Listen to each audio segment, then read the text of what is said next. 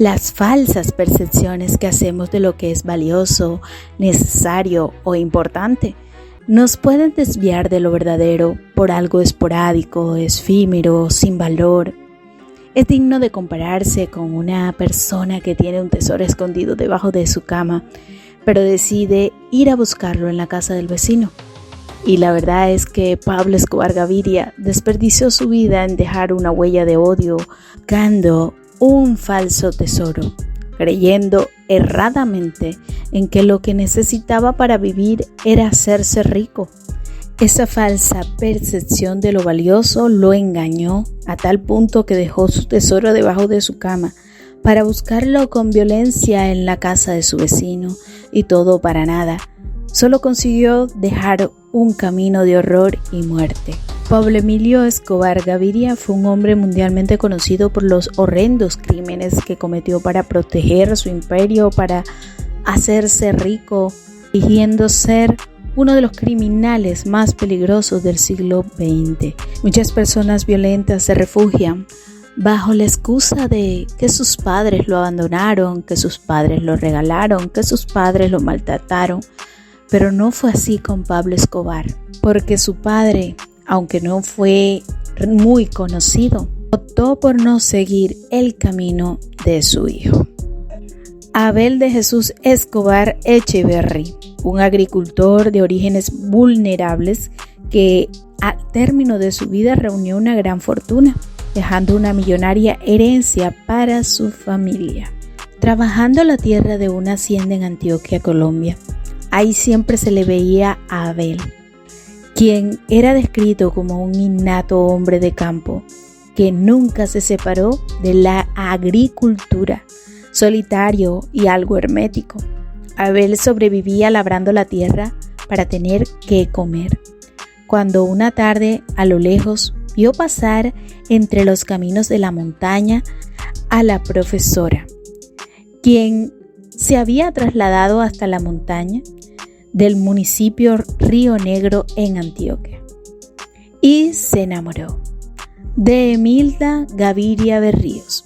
Venía de una familia acomodada, de padres comerciantes.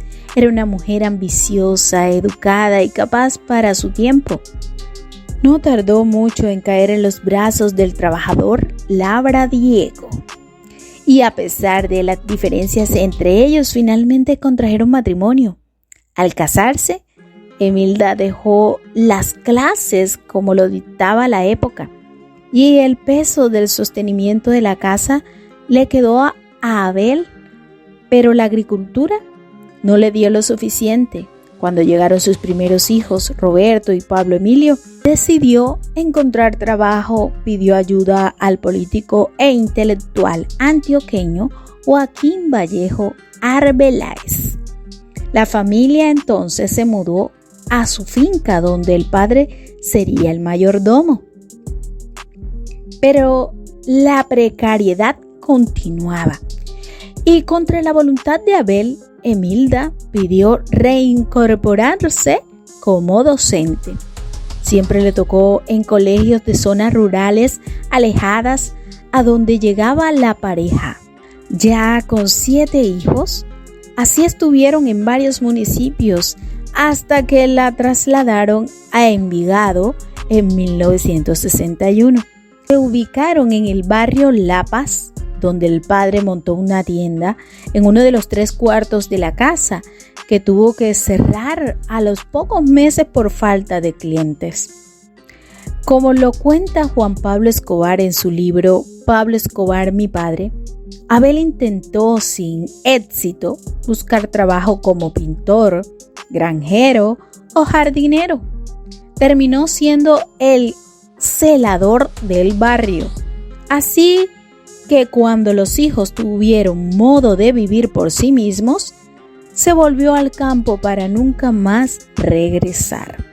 Entonces, mientras su familia disfrutaba de las dichas del oro blanco, Abel se mantuvo alejado de las rentas ilícitas del más astuto de sus hijos. Pero hasta el campo lo fue a buscar la fama cultivada de los millones que hizo Pablo Escobar con el tráfico de la cocaína. Y si no fuera por él, Abel no hubiera sido recordado en la historia del país, aunque siempre intentó pasar desapercibido. Pablo Escobar solía visitar a sus padres en vehículos de alta gama para la época, pues sus negocios de cocaína le generaban millonarios ingresos. Obviamente, el lujo llamó la atención de peligrosas bandas delictivas, lo que motivó al secuestro de Abel mientras regresaba del mercado. La idea era aprovecharse del hombre cuyo hijo era millonario y así pedir una elevada suma de dinero. En septiembre de 1984, ya había empezado la década oscura de la violencia sistemática de los carteles de la droga en Colombia. Una tarde de ese mes, Abel regresaba del mercado en una camioneta Toyota cuando fue interceptado por 6 hombres armados con fusiles y ametralladoras cerca de su finca Villa Hermilda, en el municipio de La Ceja, haciéndose pasar por agentes especiales en busca de averiguaciones sobre Pablo Escobar. Lo amarraron y se lo llevaron con rumbo desconocido. Las primeras hipótesis que se manejaron fue que trataba de un ajuste de cuentas de un grupo de derecha, también que era la DEA buscando capturar al capo. Lo cierto es que Pablo regresó de su escondite en Nicaragua para ponerse al frente del asunto. Finalmente, los secuestradores llamaron a su hermano Roberto para pedir $50 millones por la vida de su padre Abel. Se supo entonces que era una banda delincuencial que quería aprovecharse de un vecino rico al que sus hijos visitaban en carros muy lujosos. Los narcotraficantes no pensaban soltar un solo peso, así que idearon un plan de rescate. Lo primero que hicieron fue publicar 2 clasificados en los periódicos principales de Medellín, El Colombiano y El Mundo, en el que pedían información a cambio de una millonaria recompensa. Pero su intención real era que la banda supiera que los estaban buscando. Luego pusieron cámaras de seguridad en cada droguería que había, pues sabían que tarde o temprano irían a buscar las medicinas para el corazón que necesitaba Abel para vivir. Y así fue que los propietarios de un local, tal como les habían encargado, dieron aviso a Pablo cuando unos hombres compraron el medicamento en cuestión a cambio de $1,649 ofrecidos por el dato. Así ubicaron a 2 secuestradores. Mientras eso pasaba, Roberto negociaba el monto del rescate para ganar tiempo. Acordaron $200 millones, $65,982, y cuando entregaron el dinero, el bolso tenía un rastreador. A los 18 días del secuestro, unos 50 hombres de Pablo llegaron al lugar, mataron a 3 de los delincuentes de la banda local. Eran los hombres que custodiaban a Abel y lo recuperaron sano y salvo. Lo más curioso de la historia es que en medio de la búsqueda, el grupo de sicarios se topó con la finca de La Felisa del corregimiento El Rubí en Yoboló y rescataron al niño Wilson Patiño Toro, de 16 años, que días antes habían retenido forzosamente. El hecho hasta tuvo un despliegue noticioso en el que catalogaban a Pablo Escobar como un héroe. Cuando Abel Escobar murió en octubre del 2001, las autoridades aseguraron que nunca participó en los oficios ilícitos de su hijo y descansó en paz. Sin embargo, no deja de ser un misterio la millonaria herencia que dejó a su esposa y sus hijos. Pues la revista Semana conoció el testamento en el que Abel de Jesús Escobar Echeverry dejaba más de $376,512 de la época a su familia en bienes avalados por catastro, que A veces son hasta del 50% menos que su valor comercial. Propiedades que jamás estuvieron bajo extinción de dominio, porque las autoridades siempre sostuvieron que el agricultor nunca tuvo que ver con los negocios ilegales de su hijo. Y de acuerdo con la publicación del diario semanal, la sucesión de Abel, cuyos bienes, según lo avalado por Catastro, que a veces pueden ser hasta un 50% menos del valor comercial, ascienden a 1.141 millones de pesos de la época. El documento presentado al juez 11 de familia de Medellín también revela que el padre de Pablo Escobar tenía pasivos superiores a los 300 millones de pesos. Sin embargo, su fortuna era mucho mayor. En los documentos se puede leer que dejaba una finca denominada El Pantanillo, de la vereda de las Cascadas y conformada por varios lotes, 13 lotes para ser exactos, y su valor total a 2001 y con solamente evalúo catastral era de 128 millones de pesos. Además, figura un apartamento 101 penthouse ubicado en el barrio El Poblado, uno de los más caros de Medellín, que costaba de 2 pisos y tenía un hall de recibo de ascensor, salón bar, comedor, biblioteca, un baño social, 2 terrazas cubiertas, cuarto de costurero, cocina, cuarto de oficios, despensa, alcoba de servicio, cuarto de baños y 2 escaleras que conducen a la segunda planta integrada por 4 alcobas, 4 baños, hall de alcobas, una terraza cubierta, una piscina, jacuzzi, un cuarto de baño sauna y una terraza descubierta. El área total del apartamento era 398 metros cuadrados. Además, contaba con un garaje para el uso de 2 carros. La propiedad más costosa era una finca de 14 hectáreas y lindante a una propiedad de su ex jefe Joaquín Vallejo y quien había sido adquirida por su esposa Hermilda Gaviria, cuyo valor llegaba a los 237 millones de pesos.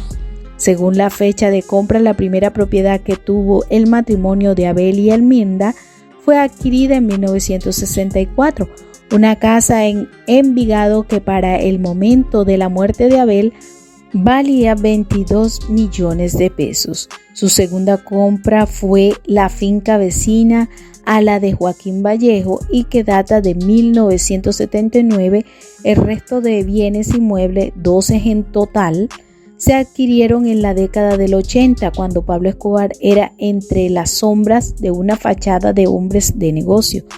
El jefe del cartel de Medellín empezaba su guerra contra el Estado colombiano. Lo increíble de esta sucesión es que los bienes nunca fueron objeto de extinción de dominio. En una entrevista concedida al portal web RT, Juan Pablo Escobar, hijo del capo, decía que toda la fortuna de su padre fue entregada a los enemigos de su padre.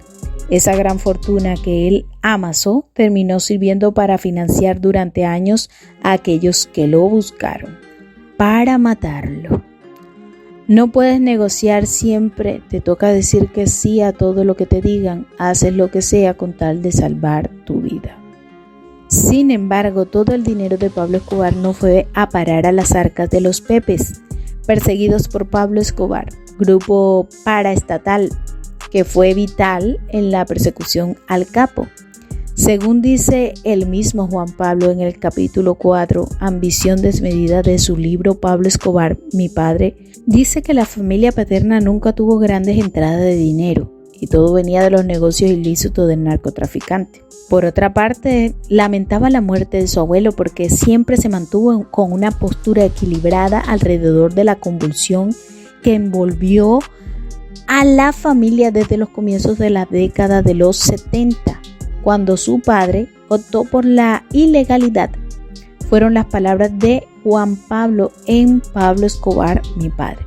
En el libro también argumenta que ni él ni su hermana recibieron la parte de esa herencia que le correspondía. El hecho terminó por separar definitivamente a los Escobar Gaviria, quienes al sol de hoy no tienen contacto. Pese a ello, Abel seguirá siendo recordado como lo describió Juan Pablo Escobar. La discreción caracterizó al abuelo Abel, al igual que su radical decisión de no abandonar su condición de hombre del campo, aún en las peores épocas, cuando corrían de caleta en caleta huyendo de las autoridades. Él se las arreglaba para hacerles llegar cada mes un bulto de papa que cultivaba en su finca. Esa fue siempre su silenciosa muestra de amor hacia ellos. Otra hermana del capo, Luz María, aseguró que Abel siempre mantuvo la esperanza de que a su hijo Pablo no lo hubieran matado. Hasta su muerte en el 2001, seguía pensando que se le iba a aparecer como tantas otras veces, que había dicho que lo había capturado y llegaba luego a tocar la puerta.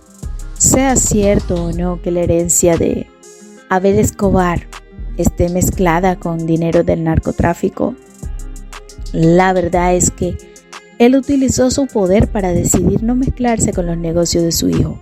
Y el resultado es que vivió aún más que Pablo Escobar y disfrutó de sus tierras trabajando como campesino, aunque fue un tesoro escondido que Pablo Escobar nunca decidió ver, sino que optó por el camino de la violencia, la destrucción y el amor al dinero.